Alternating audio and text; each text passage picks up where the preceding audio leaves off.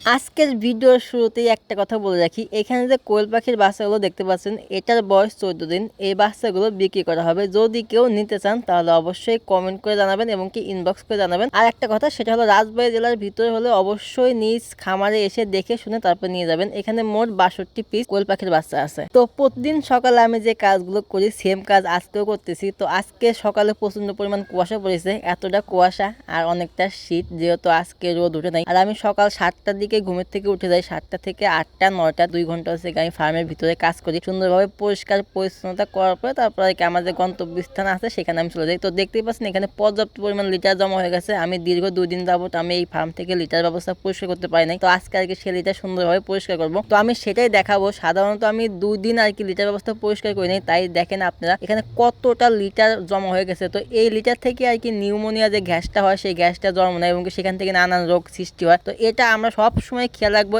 এই যে লিটার ব্যবস্থা এটা আমরা প্রতিদিন পরিষ্কার করে রাখবো। আমাদের অলসতার কারণে এই লিটার ব্যবস্থা আমরা পরিষ্কার করতে চাই না, কিরকম যেন লাগে। তবে এই কাজটা আমরা ভুলেও করবো না। যদি আপনারা একজন শৌখিন খামার হয়ে থাকেন তাহলে অবশ্যই লিটার ব্যবস্থা পরিষ্কার পরিচ্ছন্ন করে রাখতে হবে। এটা একটা খামারের প্রধান কাজ, এই কাজটা অবশ্যই করতে হবে। আমি প্রতিটা ভিডিওর মাধ্যমে আমি আপনাদেরকে বলি যে এই কাজটা অবশ্যই করুন। তো দেখতে পাচ্ছেন তিনটা তাকের থেকে 3টা লিটার বের করছি। কতটা পরিমাণ লিটার হয়েছে। সকাল বাজে 7টা, এই 7টার সময় অনেকে লিটার ব্যবস্থা পরিষ্কার করতে চায় না। তবে আমি নাচরবান্দা, আমি প্রতিদিন ঠিক 6টা থেকে 7টার ভিতরে আমি লিটার ব্যবস্থা সুন্দরভাবে পরিষ্কার করে দিই। এটা কমন, এটা আমার ফার্মে থাকবেই। তো আমার ফার্মের যে ব্রয়লার মুরগিগুলো ছিল সেটা কালকে রাতে একটা মারা যায় কিসের জন্য আমি সেটা সঠিকভাবে জানি না। তবে তার জন্য আমি বাইরে ব্রিডিং করতেছি। মানে আমার যে কোয়েল পাখি আছে সেই কোয়েল পাখির ঠিক একটু কর্নারে ব্রিডিংটা করতেছি। আজকে দুটো অলরেডি জবাই করে খেয়েও ফেলছি। 1 কেজি প্লাস ওদের ওজন ছিল, আলহামদুলিল্লাহ যথেষ্ট ওজন ছিল। তো এখানে মোট 6টা ছিল, 6টার থেকে 3টা জবাই দিছি। আজকে 2টা না, সরি 3টা জবাই দিছি। আর হচ্ছে 2টা আছে। এই 2টা দেখি কি করা যায়। 2টা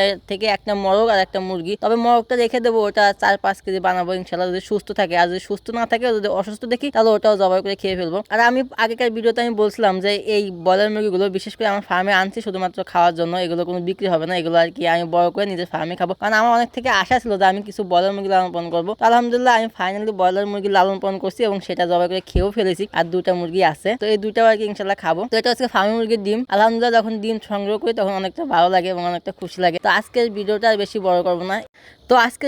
আর বেশি বড় করতে চাচ্ছি না। সবাই ভালো থাকবেন, সুস্থ থাকবেন। দেখা হবে কালকে আরেকটা নতুন ভিডিওতে। আল্লাহ হাফেজ।